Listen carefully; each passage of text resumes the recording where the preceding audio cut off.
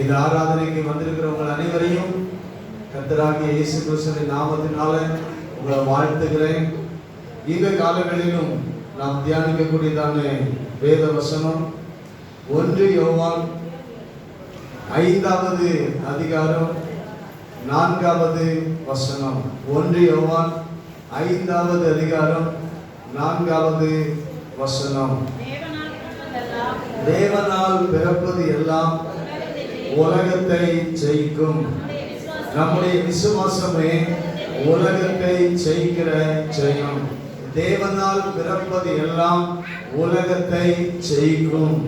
நம்முடைய விசுவாசமே உலகத்தை ஜெயிக்கிற ஜெயம். நம்முடைய விசுவாசமே உலகத்தை ஜெயிக்கிற ஜெயம். ஜெயம் எடுக்கிற ஒரு விசுவாசம், ஜெயிக்கிற ஒரு விசுவாசத்தை தேவன் நமக்கு கொடுத்திருக்கிறார். தேவனால் பிறப்பது எல்லாமே உலகத்தை ஜெயிக்கும். ஆண்டவர் இயேசு கிறிஸ்து இந்த உலகத்துக்கு வந்தார். அவர் இந்த உலகத்துல அவர் ஸ்தோத்திரம் உண்டாவதாக உலகத்தை ஜெயித்தவராக வாழ்ந்து காட்டினார்.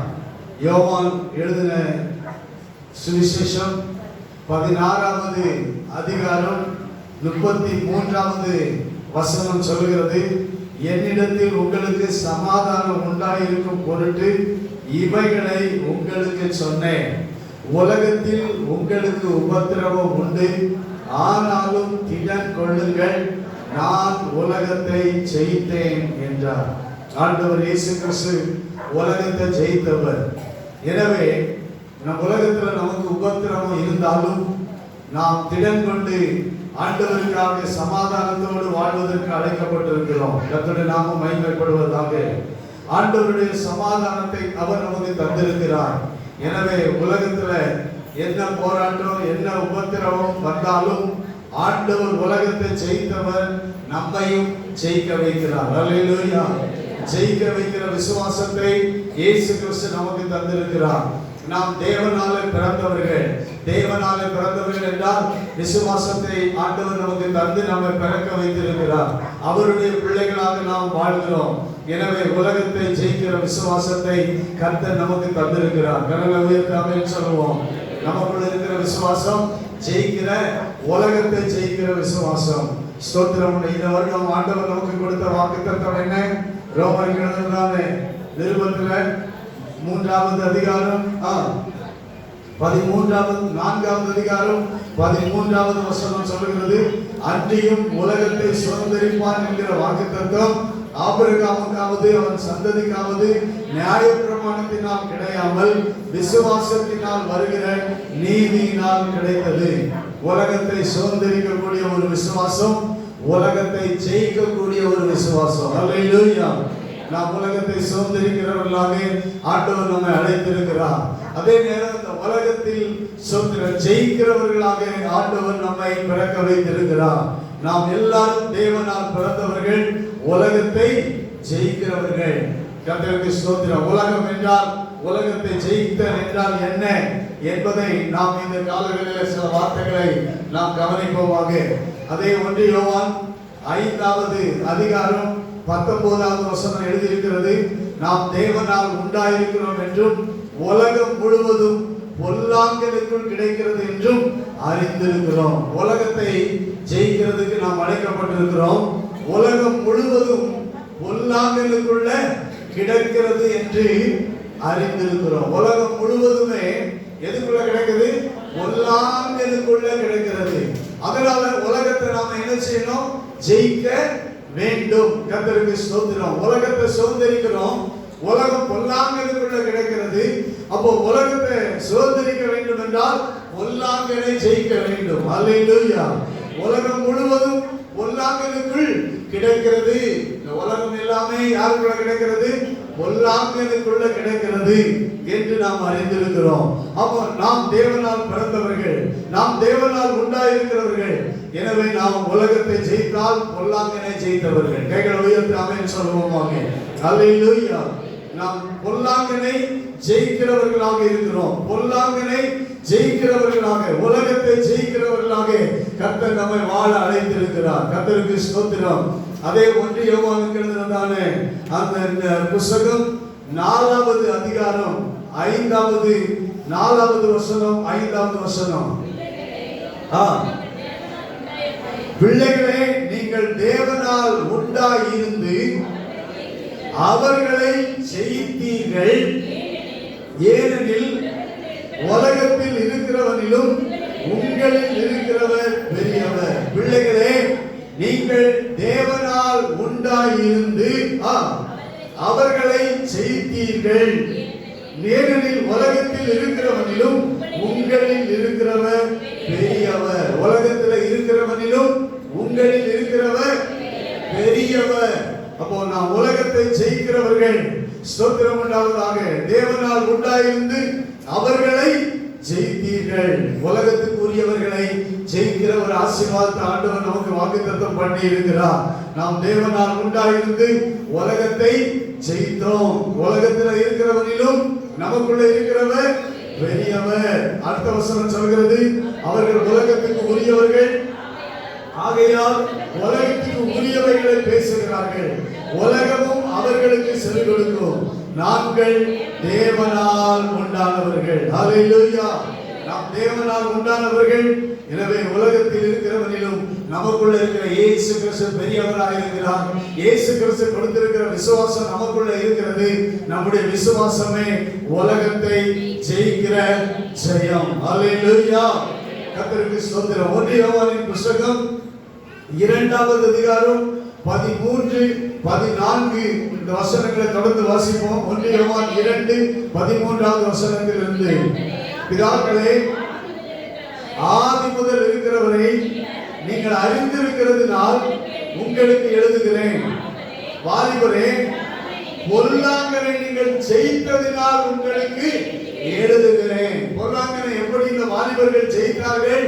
விசுவாசத்தினாலே. ஹல்லேலூயா. விசுவாசத்தினாலே பொல்லாங்கனை ஜெயித்தார்கள். ஸ்தோத்திரம் உண்டாவதாக. 14வது வசனத்துல நம்ம வாசிக்கிறோம், வாலிபரே, நீங்கள் பலவான்களாய் இருக்கிறதுனாலும் தேவ வசனம் உங்களில் நிலைத்திருக்கிறதுனாலும் நீங்கள் பொல்லாங்கனை ஜெயித்ததினாலும் உங்களுக்கு எழுதி இருக்கிறேன். ஒரு பொல்லாங்கனுக்குள்ள இந்த உலகம் கிடைக்கிறது.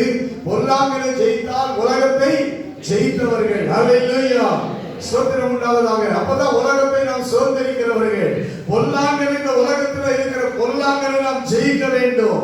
தேவனுடைய மனிதன் யோவான் எழுதுகிறார், நீங்கள் பொல்லாங்கனை ஜெயித்ததுனால நான் உங்களுக்கு எழுதுகிறேன் என்று சொல்லுகிறார். ஏனென்றால் அவர்களுக்கு விசுவாசம் இருந்தது. அந்த விசுவாசத்தை கொண்டு உலகத்தில் இருந்த பொல்லாங்கனை ஜெயித்தார்கள், ஜெயித்து வாழ்ந்தார்கள். எனவே உலகத்தில் அவர்கள் ஜெயம் பெற்றார்கள். ஹல்லேலூயா. உலகத்தை ஜெயித்த இயேசுவோடு கூட சேர்ந்து நாமும் உலகத்தை ஜெயித்தவர்களாக இந்த உலகத்தில் வாழ்கிறோம். 15வது வசனத்திலிருந்து நாம் வாசிக்கிறோம், உலகத்திலும் உலகத்தில் உள்ளவைகளிலும் அன்பு கூறாதிருங்கள். ஒருவன் உலகத்தில் அன்பு கூர்ந்தால் அவரிடத்தில் பிதாவின் அன்பு இல்லை. உலகத்தை ஜெயிக்கணும்னா என்ன செய்யணும்? சாத்தானை, பொல்லாங்கனை ஜெயிக்கணும். பொல்லாங்கனை ஜெயிப்பது ஸ்தோத்திரம். உலகத்திலும் உலகத்தில் உள்ளவைகளிலும் அன்பு கூறாதிருங்கள். உலகத்திலும் உலகத்தில் உள்ளவைகளிலும் அன்பு கூறாதிருங்கள். உலகம் உலகத்தில் உள்ளது என்றால் என்ன? 14வது வசனம் சொல்கிறது, மாமிசத்தினுடைய இச்சை, கண்களின் இச்சை, ஜீவனத்தின் பெருமை, இதெல்லாம் உலகம். இந்த உலகத்தை ஜெயிக்கணும். இது பொல்லாங்கனுக்குள்ள கிடைக்கிறது. பொல்லாங்கன் ஏற்படுத்தின உலகம் எப்படிப்பட்டது என்றால் மாமிச இச்சையை பொல்லாங்கன் ஏற்படுத்தி இருக்கிறான். கண்களின் இச்சையை பொல்லாங்கன் ஏற்படுத்தி இருக்கிறான். ஜீவனத்தின் பெருமையை இந்த பொல்லாங்கன் ஏற்படுத்தி இருக்கிறான். ஒரு மனிதன் கண்களின் இச்சையை ஜெயிக்க வேண்டும். அல்லேலூயா. ஆமென். பார்க்கிறது நம்ம கண்களின் இச்சை, மாமிசத்தின் இச்சை, ஜீவனத்தின் பெருமை, இவைகளை ஜெயிப்பதுதான் பொல்லாங்கனை ஜெயிக்கிற விசுவாசம். அல்லேலூயா. கர்த்தருக்கு ஸ்தோத்திரம் உண்டாவதாக. நாம் ஆண்டவருடைய பிள்ளைகள். ஸ்தோத்திரம். உலகத்தை ஜெயிக்கிறவர்கள். அல்லேலூயா. அல்லேலூயா. அல்லேலூயா. கர்த்தருக்கு ஸ்தோத்திரம் உண்டாவதாக. உலகம் நாம் அவரை அறியவில்லை, நம்மையும் அறியவில்லை. ஆனாலும் நாம் உலகத்தை ஜெயிக்கிறவர்களாக ஆண்டவர் நம்மை ஏற்படுத்தி இருக்கிறார். ஸ்தோத்திரம். 3வது அதிகாரம் 13வது வசனம், 3வது அதிகாரம் 23வது வசனம், 23வது வசனம். நாம் அவருடைய குமாரனாகிய இயேசு கிறிஸ்துவின் நாமத்தின் மேல் விசுவாசமாய் இருந்து அவர் நமக்கு கட்டளையிட்ட ஒருவருபடி ஒருவரில் ஒருவர் அன்பாயிருக்க வேண்டும் என்பதே அவருடைய கற்பனையாய் இருக்கிறது. உலகம் உங்களை 13வது வசனத்துல, சகோதரரே, உலகம் உங்களை பகைத்தால் ஆச்சரியப்படாது இருங்கள் என்று எழுதுகிறார். உலகம் ஸ்தோத்திரம் இயேசுவை பகைத்தது, உலகம் இயேசுவை வெறுத்தது. நம்மை அறியாமல் ஸ்தோத்திரம் நம்மை பகைக்கலாம், ஆனால் அதனால்தான் உலகத்தில் உங்களுக்கு உபத்திரவம் உண்டு. உலகத்தை ஜெயித்தேன். நம்முடைய விசுவாசமே உலகத்தை ஜெயிக்கிற ஜெயம். உலகத்துல என்ன பாடு வந்தாலும் என்ன போராட்டம் வந்தாலும் விசுவாசத்துல வாழணும். விசுவாசத்தை விட்டுவிடக் கூடாது. விசுவாசத்துல நிலைத்திருக்கணும். விசுவாசத்துல ஓடணும். ஹல்லேலூயா. சொல்லுங்க, இயேசு ஜெயித்தார், நானும் ஜெயிப்பேன் என்று நாம் அழைக்கப்பட்டவர்கள் உலகத்தை ஜெயிக்கிறவர்களாக நாம் விசுவாசத்தின் அறிக்கையை நாம் பண்ண வேண்டும். கர்த்தருடைய நாமம் மகிமைப்படுவதாக. ஹல்லேலூயா. இன்னைக்கு ஒரே ஒரு காரியத்தை நான் மாத்திரம் நான் சொல்ல போகிறேன். எபிரேயர் 11வது அதிகாரம் 33வது வசனம். எபிரேயர் 11:33. விசுவாசத்தினாலே அவர்கள் ராஜ்யங்களை ஜெயித்தார்கள். யார்? விசுவாசத்தினால உலகத்தை ராஜ்யங்களை ஜெயித்தார்கள். 32வது வசனத்தில் நாம பார்க்கிறோம், பின்னும் நான் என்ன சொல்லுவேன், கிதியோன், பாராக், சிம்சோன், யெப்தா, தாவீது, சாமுவேல் என்பவர்களின் தீர்க்கதரிசிகளை குறித்து நான் விவரம் சொல்ல வேண்டுமானால் காலம் போதாது. விசுவாசத்தினாலே அவர்கள் ராஜ்யங்களை ஜெயித்தார்கள். இந்த ஆண்டு முழுவதும் விசுவாசத்தை குறித்து உங்களுக்கு நான் என்ன செய்திருக்கிறேன், ஆண்டவருடைய கிருபையினால விசுவாசத்தை குறித்து பேச ஆண்டவர் கிருபை தந்தார். விசுவாசத்தினால எதை சுதந்திரிக்கணும்? உலகத்தை சுதந்திரிக்கணும். விசுவாசத்தினால சுதந்திரம் உண்டாவதாக. தேசத்தை சுதந்திரிக்கணும். விசுவாசத்தினால ராஜ்யத்தை, போன வாரம் சொன்னேன், ராஜ்யத்தை சுதந்திரிக்கணும். ஹல்லேலூயா. சுதந்திரம். விசுவாசத்தினால உலகத்தை ஜெயிக்கணும். ஹல்லேலூயா. சுதந்திரம். விசுவாசத்தினால அவர்கள் ராஜ்யங்களை ஜெயித்தார்கள். விசுவாசத்தினால ராஜ்யங்களை ஜெயித்தார்கள். யாரெல்லாம்? கிதியோன், பாராக், சிம்சோன், யெப்தா, தாவீது, இன்னும் தீர்க்கதரிசிகள் எல்லாருமே உலகத்தை ஜெயித்தவர்கள். இயேசு உலகத்தை ஜெயித்தார், ராஜ்யத்தை ஜெயித்தார். இவர்கள் எல்லாரும் ராஜ்யங்களை ஜெயித்தவர்கள். எப்படி ஜெயித்தார்கள்? விசுவாசத்தினால தான் அவர்கள் ராஜ்யங்களை ஜெயித்தார்கள். நான் சொல்லுகிறேன், சாமுவேல் ஒரு தீர்க்கதரிசி. அவர் ஒரு யுத்த வீரன் இல்லை, ஆனால் விசுவாசம் அவருக்குள்ள இருந்தது. ராஜ்யத்தை ஜெயித்தார். அல்லேலூயா. சொல்கிறேன், ஜெபம் பண்ணார். ஆண்டவரே, எனக்கு யுத்தம் பண்ண தெரியாது. வானத்திலிருந்து கல் மழை பெய்தது, இடியும் மின்னலையும் ஆண்டவர் அனுப்பினார். பெலிஸ்தியர்கள் அவர்களுக்கு விரோதமாக யுத்தம் பண்ண வந்தார்கள். ராஜ்யத்தை சொந்தரம் அபகரிக்க வந்தார்கள். சாமுவேல் தீர்க்கதரிசி ஆண்டவரிடத்தில் அவர் வேண்டிக் கொண்டார். ஆண்டவர் விசுவாசத்தினால வேண்டிக் கொண்ட போது சொந்தர ராஜ்யங்களை ஜெயிக்க ஆண்டவர் உதவி செய்தார். அல்லேலூயா. எதிராக வந்த பெலிஸ்தியர்கள் மடங்கடிக்கப்பட்டு போனார்கள். சாமுவேல் தீர்க்கதரிசியும் இஸ்ரவேல் ஜனங்களும் ஜெயித்தார்கள். கைகளை உயர்த்தி ஆமென் சொல்வோம். அல்லேலூயா. போராட்டம் வந்தது, பிரச்சனை வந்தது, யுத்தம் வந்தது. ஆனால் ராஜ்யத்தை என்ன செய்தார்கள்? ஜெயித்தார்கள். கர்த்தருக்கு ஸ்தோத்திரம் உண்டாவதாக. எனக்கு யுத்தம் பண்ண தெரியாது, ஒண்ணுமே தெரியாது, ஆனால் ஜெபிக்க தெரியணும். கைகளை உயர்த்தி ஆமென் சொல்வோம். அல்லேலூயா. விசுவாசத்தினால நீங்கள் எவைகளை கேட்பீர்களோ அவைகளை எல்லாம் பெற்றுக் கொள்வீர்கள். கர்த்தருக்கு ஸ்தோத்திரம். ஜெபிக்க விசுவாசத்தோடு ஜெபிக்க தெரியணும். அப்பதான் நாம ஜெயிக்க முடியும். உலகத்தை ஜெயிக்க முடியும், ராஜ்யத்தை ஜெயிக்க முடியும், ராஜ்யத்தை சுதந்திரிக்க முடியும், உலகத்தை சுதந்திரிக்க முடியும். அல்லேலூயா. கர்த்தருக்கு மகிமை உண்டாவதாக. பாராக், கிதியோன், கர்த்தருக்கு ஸ்தோத்திரம். ஒரு கோதுமை, அவன் ஒரு விவசாயம் பண்ணுகிறவன். கோதுமையை அறுவடை செய்வதற்காக வயல்வெளியில அவன் அறுவடை பண்ணி கொண்டிருந்தான். ஆண்டவர் அவனோட தான் பேசினாரு.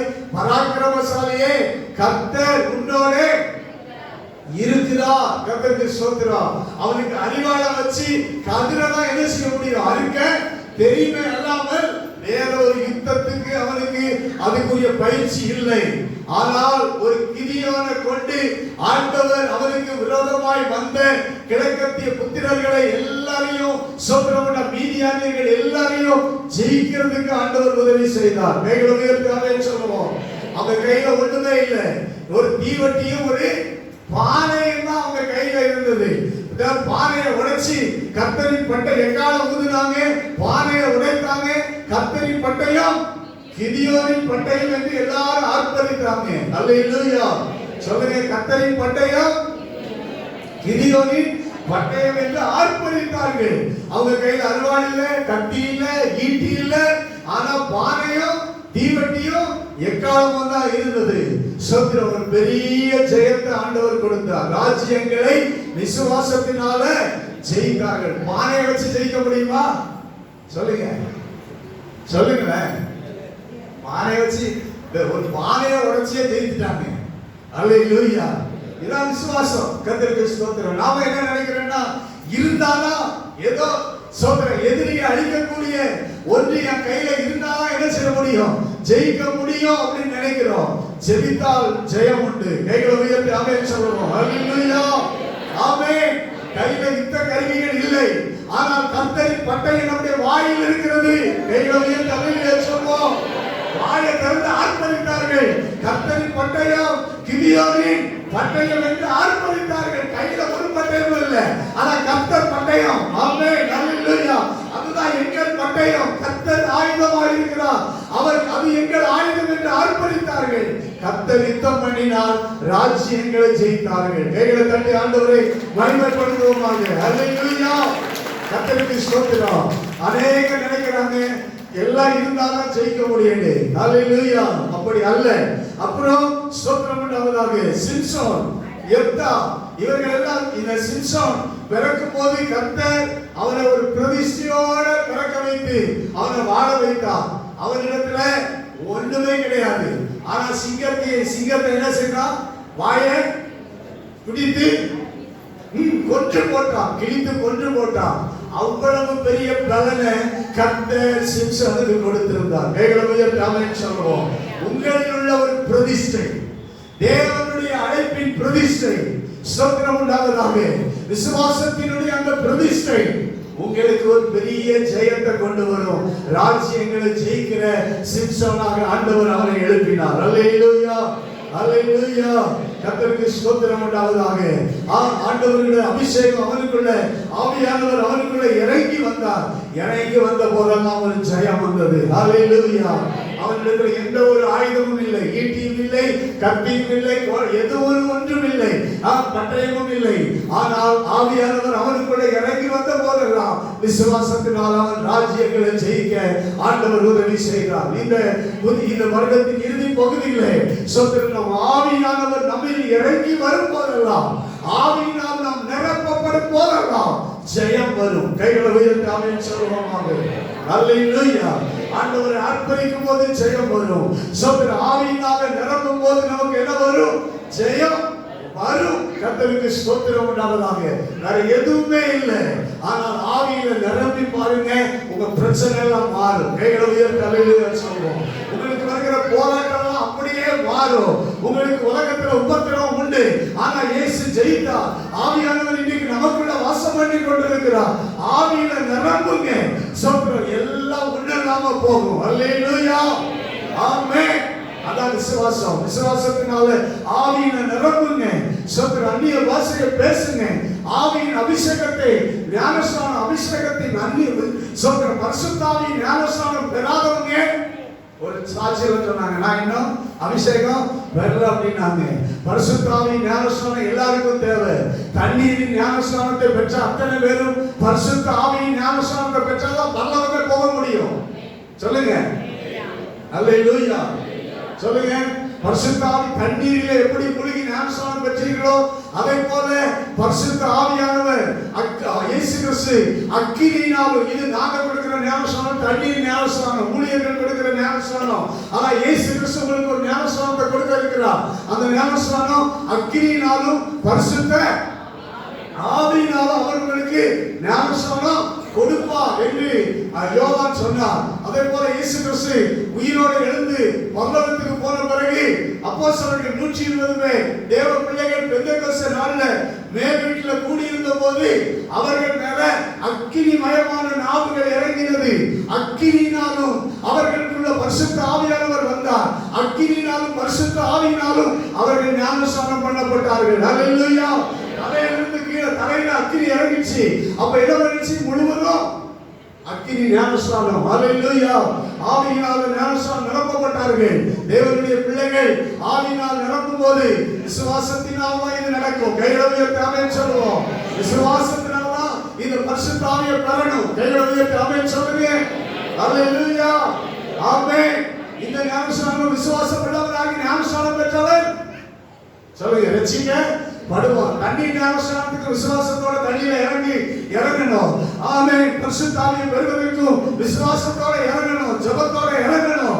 ஸ்தோத்திரம். ஆண்டவர் நமது ஆவியினால் உங்களை நிரப்புவார். இது பழைய இந்த வருடத்தின் இறுதி பகுதியில விசுவாசத்தினால் உலகத்தை ஜெயிக்கிறவர்களாய் கர்த்தர் உங்களை மாற்றுவாராக. ஹல்லேலூயா. ஆமென். அடுத்து ஒரு ஸ்தோத்திரம் உண்டாவதாக. தாவீதை குறித்து நான் சொல்லி முடிக்க போகிறேன். தாவீது கர்த்தருக்கு ஸ்தோத்திரம். இதை மாத்திரம் ஸ்தோத்திரம் 1 சாமுவேல் புத்தகம் 17வது அதிகாரத்துக்கு நாம் திருப்பிக் கொள்வோமாக. 1 சாமுவேல் புத்தகம் 17வது அதிகாரத்துக்கு நாம் திருப்பிக் கொள்வோம். கர்த்தருக்கு மகிமை உண்டாவதாக. இந்த தாவீது 17வது அதிகாரம் 8வது வசனத்திலிருந்து வாசிக்கிறோம். அவன் வந்து நின்று இஸ்ரவேல் சேனைகளை பார்த்து சத்தமிட்டு, நீங்கள் யுத்தத்துக்கு அணிவகுத்து நிற்கிறது என்ன? நான் பெலிஸ்தன் அல்லவா? நீங்கள் சவுலின் சேவகர்கள் அல்லவா? உங்களில் ஒருவனை தெரிந்து கொள்ளுங்கள், அவன் என்னிடத்தில் வரட்டும். அவன் என்னோடு யுத்தம் பண்ணவும் என்னை கொல்லவும் சமர்த்தனானால் நாங்கள் உங்களுக்கு வேலைக்காரனாக இருப்போம். நான் அவனை ஜெயித்து அவனை கொல்வேனானால் நீங்கள் எங்களுக்கு வேலைக்காரனாக இருந்து எங்களை சேவிக்க வேண்டும். ஒரு பெலிஸ்தியன், ஒரு கோலியாத் ஸ்தோத்திரம் உண்டாவதாக இந்த இஸ்ரவேல் மக்களுடைய சேனைகளுக்கு முன்பாக வந்து நின்று இந்த சத்தமிட்டு சொல்லுகிற வார்த்தையை நாம் கவனிக்கிறோம். இந்த சவுலின் சேனைகள் எல்லாருமே அணிவகுத்து யுத்தத்துக்கு நின்றாங்க. ஆனா ஒருத்தர் கூட யுத்தத்துக்கு போக முடிய தைரியம் இல்லை, விசுவாசம் இல்லை. யுத்தத்துக்கு எல்லாமே கையில ஈட்டி இருக்கு, பரிசை இருக்கு, கேடகம் இருக்கு, எல்லா ஆயுதங்களும் இருக்கு. யுத்தத்துக்குரிய வஸ்திரங்கள் எல்லாம் அணிந்து கொண்டுதான் வரிசையா ராணுவ வீரர்கள் எப்படி நிற்பாங்களோ அதை போல என்ன செய்யறாங்க, எல்லாரும் நிற்கிறாங்க. ஆனா ஒரு மனுஷன் கோலியாத் வந்து நின்று சத்தமிட்டு சொல்லுகிறான், நீங்க எல்லாரும் இப்படி நிக்கிறீங்களா? யுத்தத்துக்கு அணிவகுத்து ஒருத்தன் வரட்டும், நான் அவனை செய்தா நீ எல்லாரும் எனக்கு வேலைக்காரன். அவன் என்ன செய்தா நாங்க எல்லாரும் அவனுக்கு உங்களுக்கு வேலைக்காரனா இருப்போம் என்று சத்தமிட்டு கூப்பிடுகிறான். அவன் சொல்றான், அவனே சொல்றான், நான் பெலிஸ்தன் அல்லவா அப்படிங்கிறான். யாரு? நான் யாரு? அப்ப அவன் என்ன அர்த்தம் சொல்றான்? நீங்களாம் தேவ பிள்ளைகள் அல்லவா? தேவனால் பிறந்தவர்கள் அல்லவா? நான் தேவனால் பிறக்காதவன் அல்லவா? நான் அந்நியன் அல்லவா? நான் பெலிஸ்தியன் அல்லவா? அப்படியே சொல்றான். ஆனா தேவனால் பிறந்தவர்கள் எல்லாரும் என்ன பண்ணிட்டு இருக்கிறாங்க? இஸ்ரவேல் மக்கள் எல்லாரும் யுத்தத்துக்கு போகாம பயந்து கொண்டு இருக்கிறார்கள். தேவனால் பிறந்தவன் உலகத்தை ஜெயிப்பான். உங்க விசுவாசம் உலகத்தை ஜெயிக்கிற ஜெயம் சோத்திரம் நமக்கு எல்லாம் இருக்குது. ஆனா யுத்தத்துக்கு போகிறதுக்கு தைரியம் இல்ல. எல்லா ஆயுதமும் இருக்குது, ஆனா யுத்தத்துக்கு போகல. அடுத்து பார்க்கிறோம் 26வது வசனத்துல தாவீது தன்னண்டையில் இருக்கிறவர்களை பார்த்து, இந்த பெலிஸ்தனை கொன்று இஸ்ரவேலுக்கு நேரிட்ட நிந்தையை நீக்குகிறவனுக்கு என்ன செய்யப்படும்? ஜீவனுள்ள தேவனுடைய சேனைகளை நிந்திக்கிறதுக்கு விருத்த சேதனம் இல்லாத இந்த பெலிஸ்தன் எம்மாத்திரம். வேற யாருக்குள்ளே இப்படிப்பட்ட வார்த்தை வரல. சோத்திரம். தாவீதுக்குள்ளதான் இந்த வார்த்தை வந்தது. சோத்திரம் உள்ளவராக ஜீவனுள்ள தேவனுடைய சேனைகளை நிந்திக்கிறதுக்கு விருத்த சேதனை இல்லாத இந்த பெலிஸ்தன் எம்மாத்திரம். ஏன்னா எல்லா யூதர்கள் இஸ்ரவேலர்கள் என்ன பண்ணப்பட்டிருக்கிறாங்க? விருத்த சேதனம் பண்ணப்பட்டிருக்கிறாங்க. விருத்த சேதனம்னா என்ன? புதிய ஏற்பாட்டின்படி தேவனால் பிறந்தவர்கள். கைகளை உயர்த்தி ஆமென் சொல்லுங்க. நாம இருதயத்தில் விருத்த சேதனம் பண்ணப்பட்டிருக்கிறோம். அவர்கள் மாம்சத்தில் விருத்த சேதனம் பண்ணப்பட்டாங்க. இன்னைக்கு புதிய ஏற்பாட்டு சபை தேவ பிள்ளைகள் ஒவ்வொருவரும் நம்ம இருதயத்தில் ஆண்டவர் என்ன பண்ணியிருக்கிறார்? விருத்த சேதனம் பண்ணி இருக்கிறாரே. அப்ப விருத்த சேதனம் இல்லாதவன் எம்மாத்திரம். கைகளை உயர்த்தி ஆமென் சொல்லுவோம். நாம் தேவனால் பிறந்தவர்கள், எனவே ஜெயிக்கிறவர்கள். கர்த்தருக்கு ஸ்தோத்திரம். அல்லேலூயா. நம்முடைய விசுவாசமே உலகத்தை ஜெயிக்கிற ஜெயம். விருத்த சேதனம் இல்லாத இந்த பெலிஸ்தன் எம்மாத்திரம். நான் சொல்றேன், இந்த தாவீதுக்கு என்னைக்காவது யுத்தத்துக்கு போய் பழக்கம் இல்லை. அவன் கையில ஈட்டி இல்ல, அவன் கையில கத்தியும் இல்ல, பட்டயமும் இல்ல, எந்த ஒரு யுத்த ஆயுதமும் அவன் உபயோகித்து பழக்கமே இல்லாத ஒரு மனிதன். அவனுக்கு தெரியும் தடி, ஒரு கையில ஒரு சொல்லுங்க, நெய்ப்பர் கையில என்ன இருக்கும்? ஒரு கோல் இருக்கும், ஒரு தடி. சோத்திரம் உண்டாவதாக. அப்புறம் அவன் கையில என்ன இருக்கும்? ஒரு கவனம் கல்லம் தான் அவன் கையில இருந்தது. இதுதான் மேய்ப்பர்களுக்கு உரிய அந்த ஆயுதம். வேற ஒண்ணுமே வைக்கல. ஆனா இதுதான் அவனுக்கு தெரியும். சோத்திரம். கவனம் கல்லு, கோலு, ஒரு கையில ஒரு கோல், அதான் தடி. கர்த்தருக்கு ஸ்தோத்திரம். ஒரு நாளும் ஈட்டியை எடுத்து யூஸ் பண்ணது தெரியாது. எந்த பட்டயத்தை எடுத்து யூஸ் பண்ணது அவனுக்கு தெரியாது. கர்த்தருக்கு ஸ்தோத்திரம். அல்லேலூயா, அல்லேலூயா. 29வது வசனத்தில் சொல்கிறார், நான் இப்பொழுது செய்தது என்ன? நான் வந்ததற்கு முகாந்தரம் இல்லையா?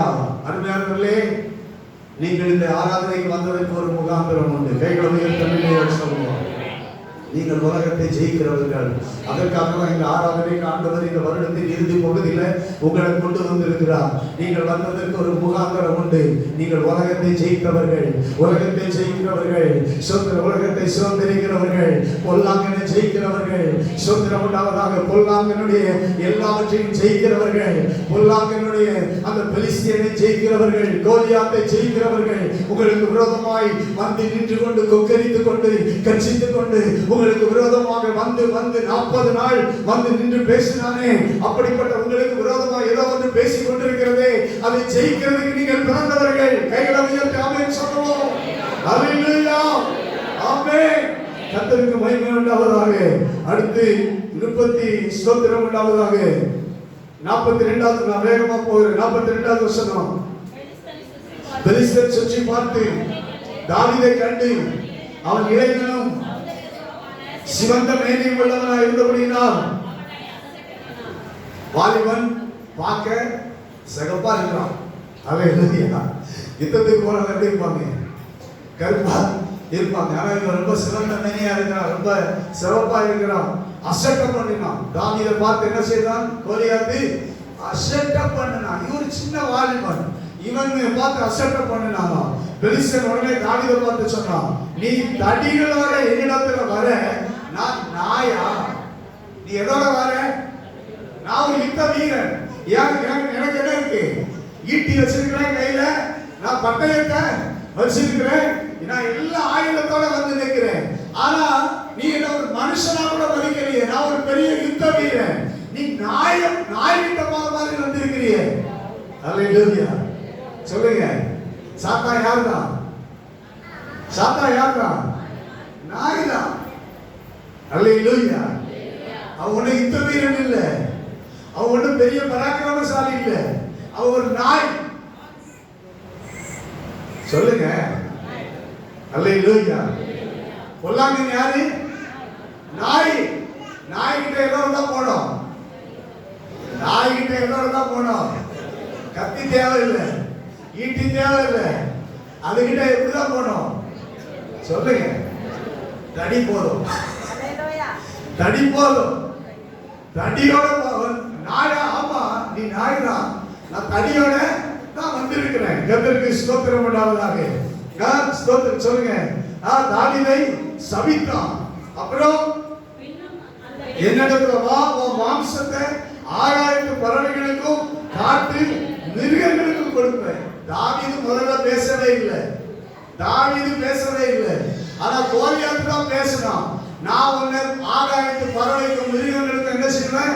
ஒப்பு கொடுப்பேன். நான் உன்னை மாம்சத்தை எது புசிக்க போகுது? ஆகாயத்து பறவை சாப்பிட போகுது, மிருகங்கள் சாப்பிட போகுது அப்படின்னு சொன்னான். அதுக்கப்புறம் தான் தாவீது சொன்னார், பெலிஸ்தனை நோக்கி, நீ பட்டயத்தோடும் ஈட்டியோடும் கேடகத்தோடும் என்னிடத்தில் வருகிறாய், நானும் நீ நிந்தித்த இஸ்ரவேலுடைய ராணுகளின் தேவனாகிய சேனைகளுடைய கர்த்தரின் நாமத்திலே உன்னிடத்தில் வருகிறேன். இன்றைய தினம் கர்த்தர் உன்னை என் கையில் ஒப்பு கொடுப்பார். நான் உன்னை கொன்று உன் தலையை உன்னை விட்டு வாங்குவேன். கைகளை உயர்த்தி ஆமென் சொல்லுவோம். ஹalleluya. ஸ்தோத்திரம். இதான் விசுவாசம். கைகளை உயர்த்தி ஆமென் சொல்லுவோம். விசுவாசத்தினால ராஜ்யங்களை ஜெயித்தார்கள். கையில ஒண்ணே இல்ல, ஆனா நான் உன்னை கொன்று உன் தலையை என்ன செய்வேன்? இன்னைக்கு தலையை வாங்க முடியுமா? கையில என்ன இல்ல, பட்டயம் இல்ல. ஆனா தாவீது விசுவாசத்தோட சொன்னார், நான் உன்னை கொன்று உன் தலையை வாங்குவேன், தலையை வாங்குவேன். கர்த்தருக்கு ஸ்தோத்திரம் உண்டாவதாக. ஹalleluya. இன்றைய தினம் கர்த்தர் உன்னை என் கையில ஒப்பு கொடுப்பார். விசுவாசத்தோடு அவன் ஜெயிக்கிறவனாக அந்த வார்த்தையை சொன்னார். இன்னைக்கு நாம சொல்லுங்க, ஸ்தோத்திரம். கர்த்தர் இந்த பூமியை ஒப்பு கொடுப்பார். ஹalleluya. கர்த்தர் இந்த பூமியில் இருக்கிற எல்லாவற்றையும், உலகத்தை ஜெயிக்க எல்லாவற்றையும் எனக்கு ஒப்பு கொடுப்பார். ஹalleluya. உலகத்தின் மனிதர்கள் எனக்கு விரோதமாக போராட்டம் பண்ணலாம், ஸ்தோத்திரம் உண்டாவதாக உபத்திரவம் கொடுக்கலாம், ஆனால் கர்த்தர் அவர்களை எனக்கு ஒப்பு கொடுப்பார். கைகளை உயர்த்தி ஹalleluya சொல்லுவோம். ஹalleluya. ஆமென். கர்த்தர் ஒப்பு கொடுப்பார். வருஷ கடைசியில் வந்திருக்கிறோம். விசுவாசத்தோட விசுவாசம் விசுவாசம் விசுவாசம் சொல்லி பேசணும். இன்னைக்கும் சொல்லுங்க, விசுவாசத்தோட இந்த பட்டணத்தை கர்த்தர் ஒப்பு கொடுப்பாங்க. எல்லாரும் கையை வைத்து சொல்லுங்க, ஆமென். இந்த பட்டணத்தை கர்த்தர் எங்களுக்கு ஒப்பு கொடுப்பார். ஆமென். ஹalleluya. ராஜ்யத்தை ஜெயிப்போம். ஹalleluya. ஆமென். இந்த பட்டணத்தை ஆளுகை செய்கிற கோலியாத்தை ஜெயிப்போம். சொல்லுங்க, விசுவாசத்தோட சொல்லுங்க. ஹalleluya. கர்த்தர் ஒப்பு கொடுப்பார். ஆமென். கர்த்தர் ஒப்பு கொடுப்பார். ஸ்தோத்திரம் உண்டாவதாக. அதே போலவே ஸ்தோத்திரம் உண்டாவதாக. ஆண்டவர் பட்டயத்தினால் ஈட்டினால் ரட்சிக்கிறவர் அல்ல, யுத்தம் கர்த்தருடையது. ஸ்தோத்திரம். அவர் உங்களை எங்கள் கையில் ஒப்பு கொடுப்பார் என்று 47வது வசனத்தில் சொல்லுகிறார். நடந்தது என்ன? கோலியாத் வீழ்ந்தான். ஸ்தோத்திரம். ஒண்ணுமே இல்லை. கோலியாத்தின் பட்டயத்தை எடுத்து கோலியாத்தின் தலையை கையில் எடுத்தார். கைகளை உயர்த்தி ஆமென் சொல்லுவோம். ராஜ்யத்தை தாவீது ஜெயித்தார். ஹalleluya. ஹalleluya. ஹalleluya. ராஜ்யங்களை ஜெயித்தார்கள். ஒண்ணுமே உங்களுக்கு பலன் இல்லை, ஆனால் ராஜ்யம் ஜெயிக்க முடிந்தது. இன்னைக்கு நீங்கள் பலனற்றவர்களாக இருக்கலாம், ஆனால் நீங்கள் பலவான்கள் என்று வேதம் சொல்லுகிறது. கைகளை உயர்த்தி ஆமென் சொல்லுவோம். நீங்கள் யார்? பலவான்கள். ஹalleluya. சோதரர், நீங்கள் யார்? பராக்கிரமசாலிகள். ஹalleluya. நீங்கள் ஏன் பராக்கிரமசாலிகள்? உங்களுக்குள் விசுவாசத்தினாலே உலகத்தை ஜெயிக்கிறவர்கள். உங்கள் விசுவாசம் உலகத்தை ஜெயிக்கிற ஜெயம். ஆமென். ஹalleluya. கர்த்தருடைய நாமம் மகிமைப்படுவதாக. கர்த்தர் உங்களை கொண்டு பெரிய காரியங்களை செய்ய முடியும். ஹalleluya. உங்கள் ஒவ்வொருவரை கொண்டு கர்த்தர் அற்புதமான காரியங்களை செய்ய முடியும். உங்கள் ஒவ்வொருவரை கொண்டு ஒரு கோலியாத்தை வீழ்த்த முடியும். உங்கள் ஒவ்வொருவரையும் கொண்டு உங்களுக்கு எதிராக இருக்கிற எந்த ஒரு பெரிய வல்லமையும் சக்தியையும் உங்களை கொண்டு மடங்கடிக்க வைக்க முடியும். நீங்கள் சாதாரணமானவர்கள் அல்ல. நீங்கள் சாதாரணமானவர்கள் அல்ல. ஒருவேளை உங்களுக்கு பார்க்க பலன் இல்லை என்று நினைக்கலாம், ஆனால் பார்க்க பலவான்கள் அல்ல, பலவீனமானவர்களையே தெரிந்து கொண்டார். கைகளை உயர்த்தி ஆமென் சொல்லுவோமாக. ஹalleluya. உங்களுக்கு எந்த ஒரு பழக்கமும் இல்லாமல் இருக்கலாம், ஆனால் விசுவாச பழக்கம் வந்தால் போதும், கர்த்தர் ஜெயம் உங்கள் கையில் ஆண்டவர் தருவார். ஹalleluya. ஹalleluya. ஹalleluya. கர்த்தருக்கு ஸ்தோத்திரம் உண்டாவதாக. எனவே உங்கள் விசுவாசம் உலகத்தை ஜெயிக்கிற ஜெயமாக மாறும். ராஜ்யங்களை ஜெயித்தார்கள். பழைய ஏற்பாட்டில் உள்ள அத்தனை ராஜாக்களும் தேவனுடைய மனிதர்களும் ஸ்தோத்திரம் உண்டாவதாக. அவர்கள் திறமையினால் ஜெயிக்கவில்லை, அவர்களுக்கு இருந்த பட்டயத்தினால் ஜெயிக்கவில்லை, அவர்களுடைய புயபலத்தினால் ஜெயிக்கவில்லை, விசுவாசத்தினால் தான் ஜெயித்தார்கள். எனவே இந்த காலவெளியில தேவனுடைய பிள்ளைகள் அத்தனை பேரும் விசுவாசத்தினால் உலகத்தை ஜெயிக்கிறவர்களாக மாறுவோம். வியாதி மாறும், பலவீனம் மாறும், சண்டைகள் மாறும், பிரச்சனைகள் மாறும், போராட்டங்கள் மாறும், சூழ்நிலைகள் மாறும். எல்லாவற்றையும் ஜெயித்து ஒரு புதிய ஆண்டுக்குள்ள சொத்தில் நாம் கடந்து செல்வதற்கு ஆண்டவர்கள் எல்லாரையும் ஆசீர்வதிப்பாராக. ஆமென். ஆமென்.